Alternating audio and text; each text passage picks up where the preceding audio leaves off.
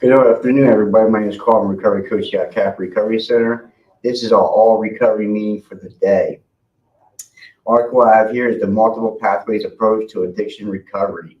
This article is by CoachValleyRecoveryCenter.com. So it's CoachValley.recovery.center.com. So let's hop right into it. When it comes to addiction recovery, it is essential to recognize that there is no one-size-fits-all approach. Each individual journey to recovery is unique, and what works for one person may not work for another. That's why the multiple pathways approach is gaining popularity in the field of addiction recovery. This approach acknowledges the complexity of addiction, embraces various methods to support individuals on their path to recovery. Yeah, I love the multiple pathways to recovery because what works for me might not work for you. So here at CAP Recovery Center and for me, we welcome all pathways to recovery. I think it's very important to find one pathway that can help you, but it definitely branches off. Like since I've been in recovery, I do go to a 12-step fellowship. I go to church. I have a therapist. At one time I had grief counseling. So there's multiple pathways to recovery, and as long as you find something that works for you is very important. We'll go to understanding addiction as a complex issue. Addiction is a complex issue that goes beyond the physical dependence on a substance. It encompasses various factors, including biological, psychological, and social elements. People may turn to substance as a way to cope with trauma, stress, or underlying mental health conditions. To address addiction effectively, it's crucial to understand and address these underlying factors. Yeah, I definitely agree with that. So there's some, like it talks about trauma, stress. Giovanni, what's going on, my brother? Good, man. So the article I have here, this is the all recovery meeting, and it's the multiple pathways approach to addiction recovery. So a little bit of like, we have to find out our pathways of recovery, and what works for me might not work for you. Yeah. But we have to find out what does work for us. And it talks about being biological. These are some of the factors of trauma, stress, being product of your environment, stuff like that. We have to find out why we are relying on substance and why we use drugs and alcohol in the first place. And there's many factors. And what recovery taught me is finding out why I use and why I keep on using, actually. You know what I mean? So it's not using it and keep on using it's two different things. We can be kids growing up. We, dibble and dabble. There's a partying phase and stuff like that. But it goes deeper into why do I keep on using? Am I like suffering from trauma, or my anxiety, stress, depression, and you lose yourself in addiction. And I didn't have no coping skills. So the way I would cope is using drugs and alcohol. It's like easy. We think it's the easy solution, but it's really a temporary fix. So we really have to actually get the drugs and alcohol out of our system to begin to like really approach our problems in a healthy way. We'll go to the next one. Embracing a holistic approach to recovery. To provide comprehensive care, addiction recovery programs are increasingly adopted a holistic approach. This approach recognizes that recovery involves more than just abstaining from substance. It involves addressing the whole person, mind, body, and spirit. By integrating a range of therapies and treatments, including holistic approaches, family involvement, medication-assisted treatment, trauma-informed care, and non-traditional methods, individuals can receive personalized care that meets their unique needs. Yeah, so there's talks about some of the approaches, medication, therapy, it talks about the mind, body, and spirit. So there's just not just putting down the drugs and alcohol. That's the main thing. That's the first step is putting drugs and alcohol down, but there's a lot more to it, and that's what I'm in early recovery. Like that was still is the main purpose, but it was more then is like I have to put the drugs and alcohol down. But now I have to take care of my mind, my body, and spirit with other things in recovery. It's very important. It's the only way I can stay clean sober is by taking care of my mind, body, and spirit. My mind, I like I said earlier, therapy, it can be counseling, talking with a sponsor, mentor, a pastor, stuff like that to get your mind right. And with your mind, you can't be thinking about like alcohol and drugs. yeah. And we're as addicts, we think about these things. They just don't go away. Like because I put the drugs and alcohol down and I'm in recovery, I still have thoughts of using. I have drug dreams, stuff like that, triggers, but we have somebody to talk to. I have healthy coping skills today. I can pick up the phone and ask for help. I'm not picking up the phone and asking you always for money or can I get from you, there's a lot of things that you can do in recovery that will benefit you in the long run, man. My aim in recovery is like freedom, freedom from active addiction and freedom from self. I have to get out of my own way. And the best way to do that is doing work with yourself. Find out what makes you tick. What things that make me angry, frustrated. Do I have any resentments? Things like that, man, can keep us sick, and we have to address it. But we have to. I can't address it alone. Like I can't, go over the resentments and working on myself alone. I used to get high with myself. So if that makes any sense, it's like, I have to get out of myself and like talk to other recovering addicts, man, and broaden my perspective of why I did what I did, Let's go to introducing mindfulness-based addiction recovery. One effective modality within the multiple pathways approach is mindfulness-based addiction recovery. Mindfulness in the practice of bringing one's attention to the present moment without judgment involves cultivating awareness and acceptance of one's thoughts, emotions, and bodily sensation. This practice can be a powerful tool in addiction recovery as it helps individuals develop a greater understanding of their cravings, triggers, and patterns of behavior. We're just talking about that, cravings, behaviors, triggers, and stuff like that. So we have to be more understanding and more. We gain that through recovery is more understanding and more awareness. Like when you're locked and loaded in active addiction, man, our perception and our thoughts is so clouded. We're thinking about ourselves. We don't think about others. It's about the daily grind, what I can get, so we can get lost in self. We're very selfish and self-centered people.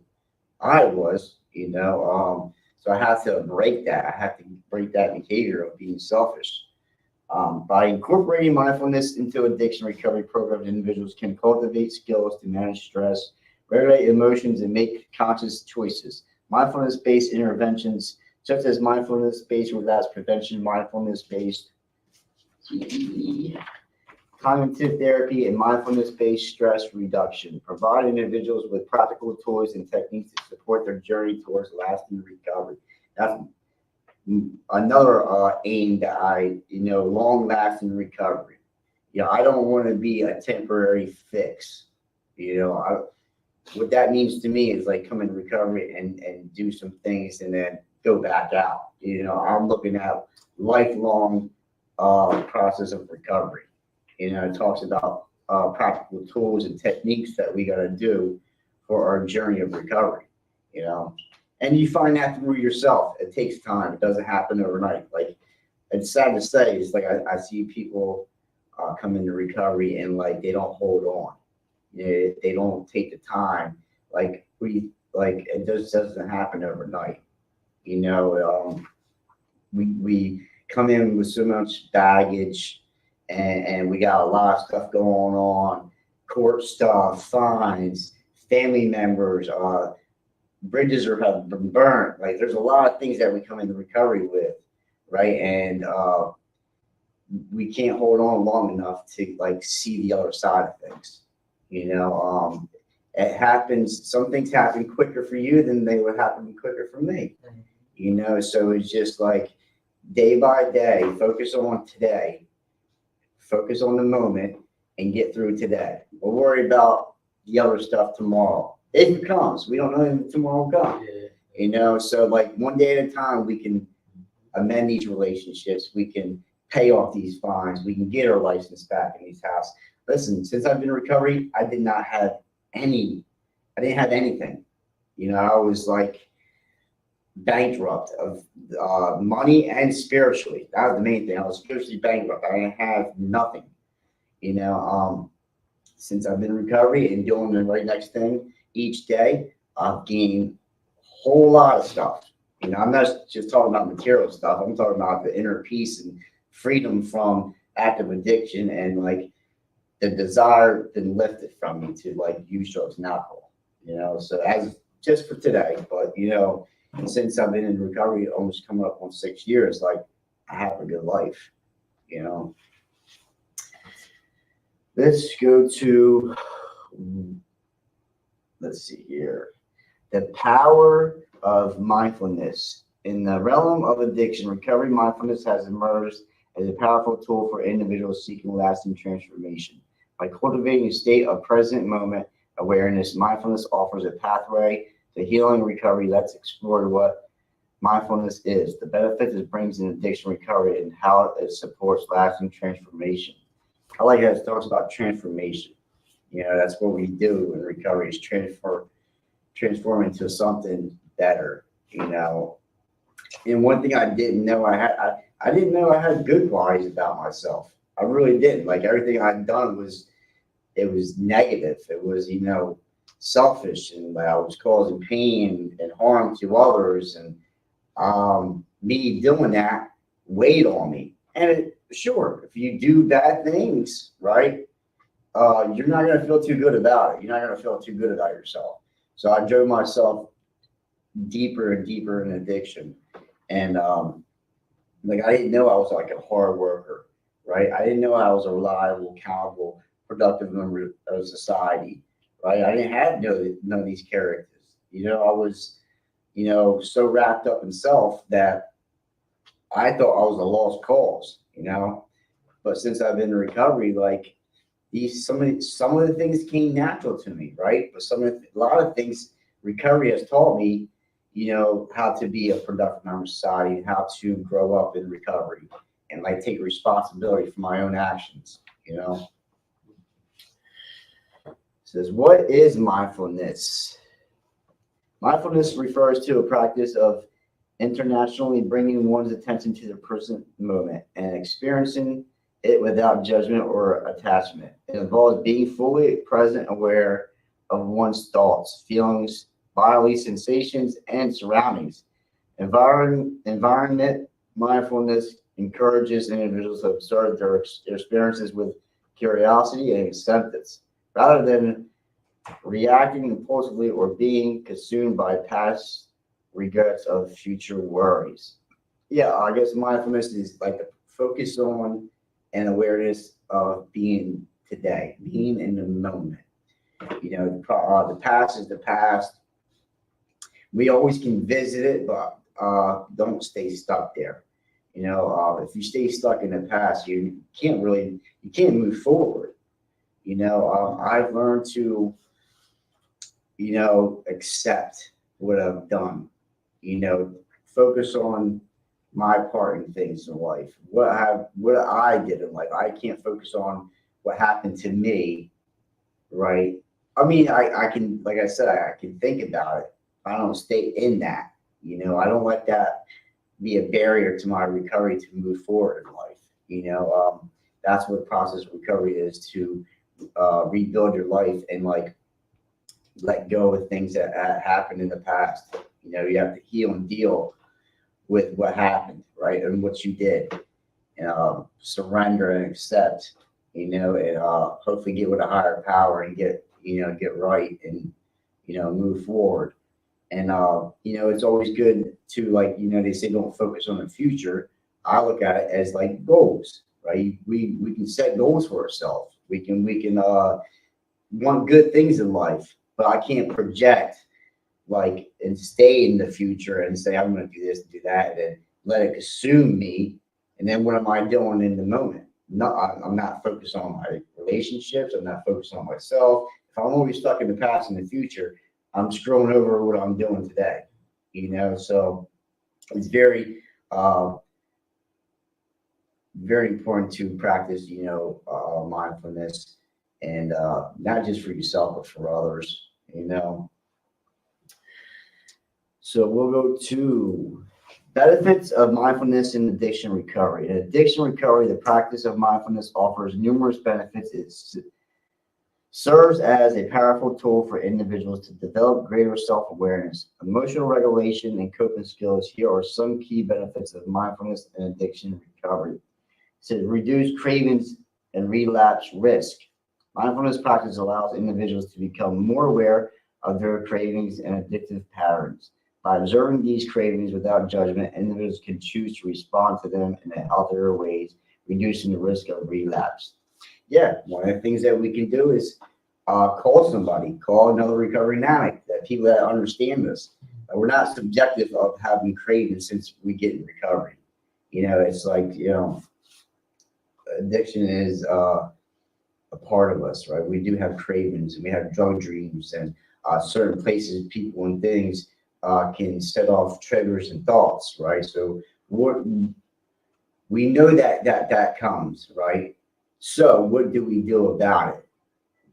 What I used to do about it is use, but we can't do that today, right? So we call somebody, we can pray, we can meditate, we can like take time out for ourselves and really gather our thoughts and take a breath and figure out like, well, I know emotions and feelings come and go. They don't last forever. That's another thing that I learned in recovery. Like things come and go. They don't stay, right? So it's like addressing it. All right, well, I'm craving, right? So it's like, all right, so I'm gonna call somebody. Simple as that. Somebody will help you, support you, and talk you down. I had that many times in my recovery. Like, not even just the cravings, like things happen in life. Things happen in life for everybody.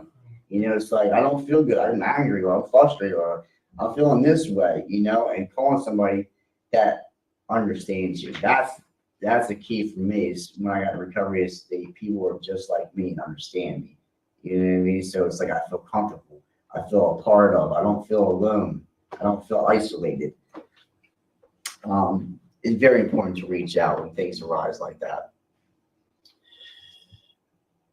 Let's go to, improved emotional regulation. Mindfulness helps individuals develop the ability to observe and acknowledge their emotions without being overwhelmed by them. By cultivating this awareness, individuals can respond to challenges, emotions in a more constructive and adaptive manner, reducing the reliance on substance as coping mechanisms. Yeah, so that's one of the coping mechanisms. All right, using drugs and alcohol is one of the things that we used to do for everything. It didn't matter what it was. It didn't matter what emotion or feeling. We just wanted to get high and use. There's different routes to healthy coping skills, and we learn that all through recovery. But we need help. I can't do this alone. That's what I try to do for the longest is do things on my own, and doing things on my own got me more pain and suffering, more years of active addiction. So I had to do something different this time. Enhanced stress management. Mindfulness practice equips individuals with tools to manage stress more effectively.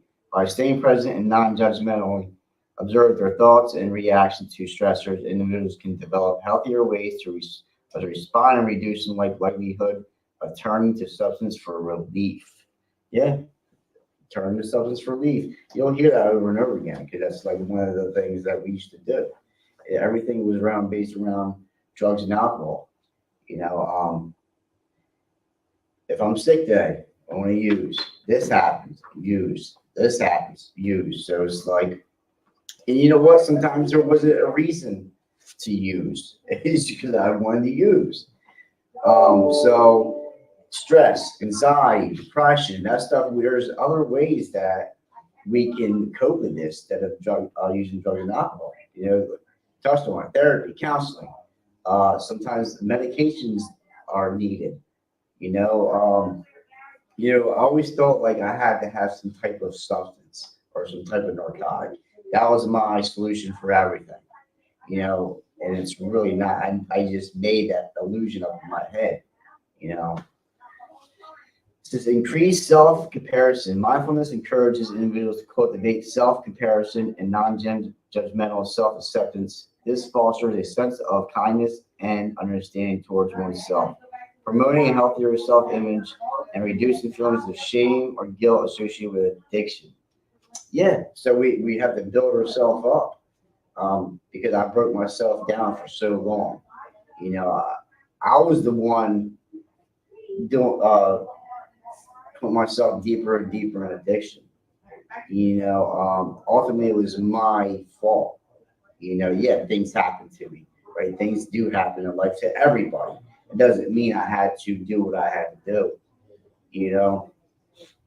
So building yourself up is a good way to have long lasting recovery. It's like I know I'm not that person anymore. I'm a lot better than I've ever been in my life. But first and foremost, I had to put drugs and alcohol down. That's the first step. And I don't, it says increase self comparison. Like I take it as like, I don't compare myself to others today.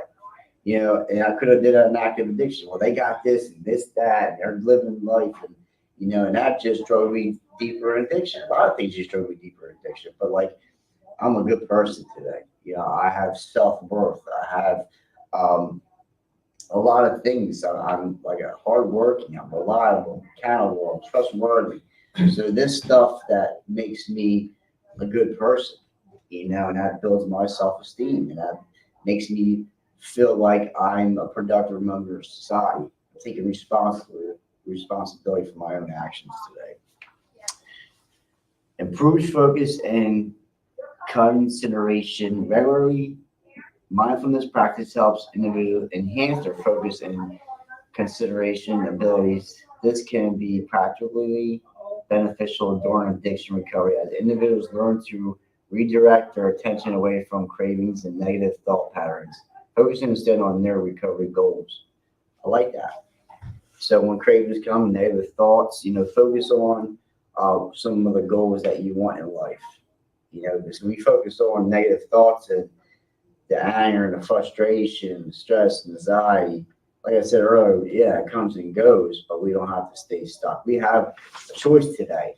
We can stay miserable, or we can like let emotions and feelings come and go.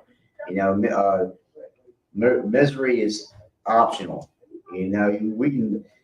The little simplest things I learned in recovery is like simplest sayings, right? But it's like wow, it's like I can restart my day all over again at any given time. If I'm having a bad day, something's going on, I can restart that.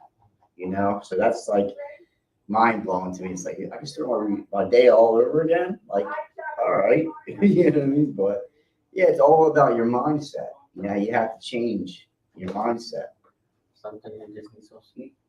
Yeah, rest. We talked about it earlier. Mind, body, and spirit. We have to take care of ourselves. That's another thing we do. You have to do in recovery is self care. That's big. Take care of yourself. Get sleep. Eat better. Exercise. Stuff like that. I have to start doing more.